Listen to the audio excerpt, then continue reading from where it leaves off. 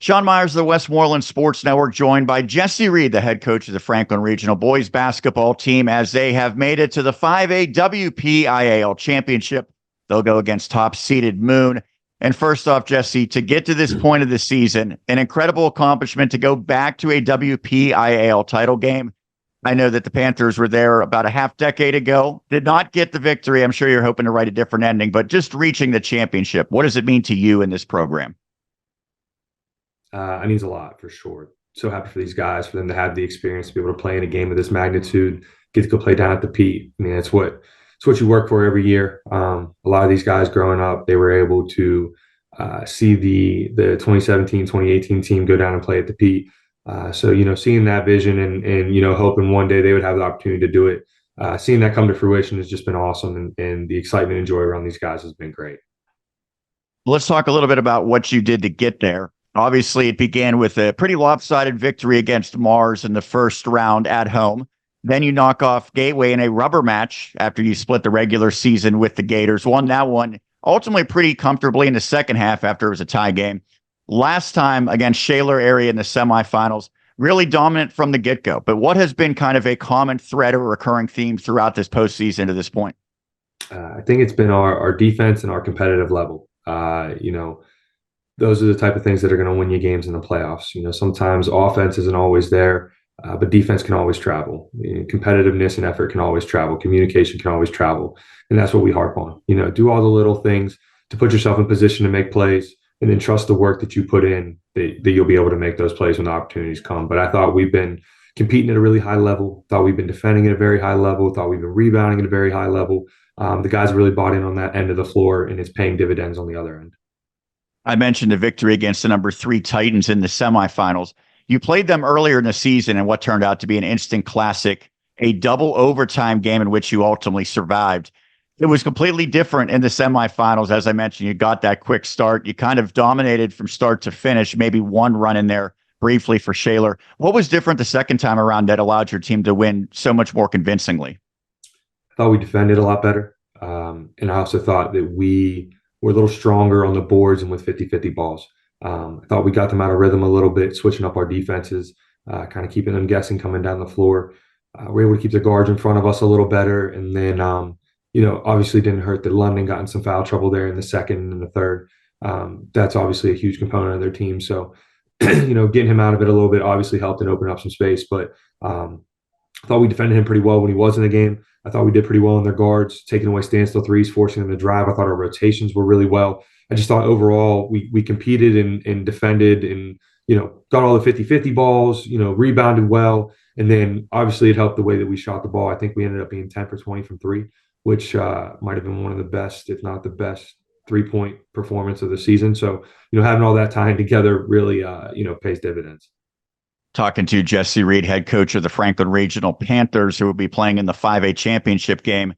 So I think most people would think if they found out before the game that Cam Rouse scores 9 points, it might not go in your favor. But he had 4 teammates who scored in double figures. The fact that Rao, who has led your team in scoring this season, did not get in double figures and you still won so convincingly and put 69 points on the board, what does that say about the rest of the team? Just a testament to those guys and the work they put in. They work daily so that whenever their number is called, they're ready to perform. And I think it just shows whenever we needed baskets, whenever we needed plays made, everybody was able to step up and do what they do.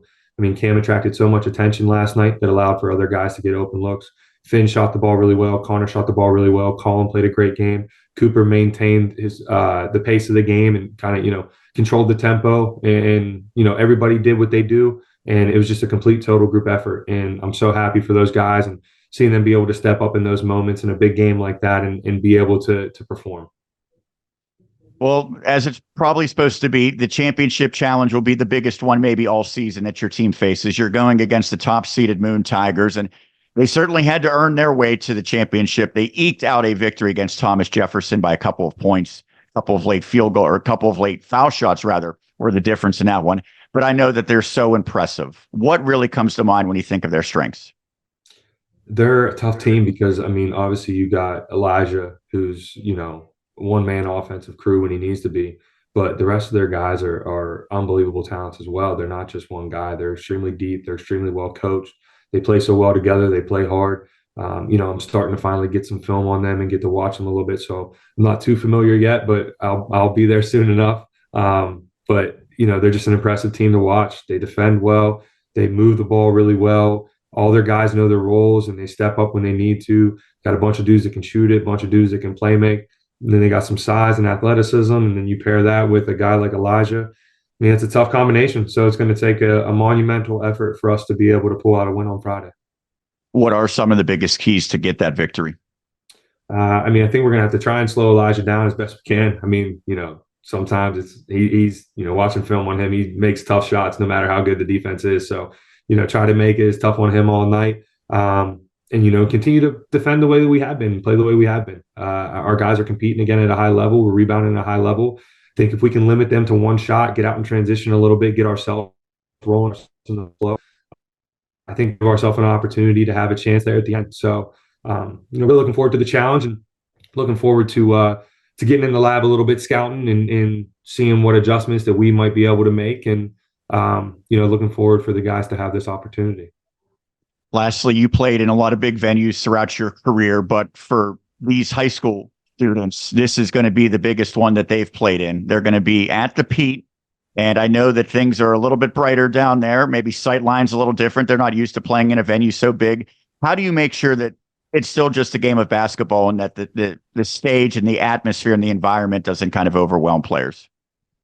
It's always a tough one because, even as a player myself, your coach says going into the game, hey, nothing's changed. It's 94 feet. The baskets are the same size. Nothing's different. But when you're going through warm-ups and everything, you're thinking about the environment and where you're at. And, you're getting yourself accustomed to the different depth perception and all that. But I'll be honest, once you get in the game and you start getting in the flow, you just play basketball. It ends up being the same game that you've always played. You get lost in the flow. When you allow yourself to get lost in the flow of the game, you just play and your natural instincts take over, your muscle memory takes over. And I think the environment you're in tends to fade away in those situations. And you're out there with your boys and you're playing hoops.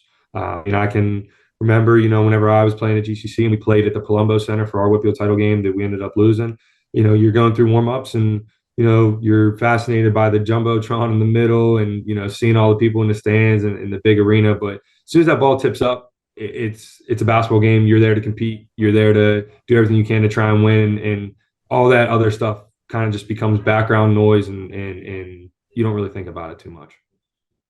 Well, Jesse, thanks as always for doing this. We've talked many times. That means that your team continues to win and hopefully you got another win ahead of you in the championship. Yes, sir. Appreciate you, Sean. Thank you so much.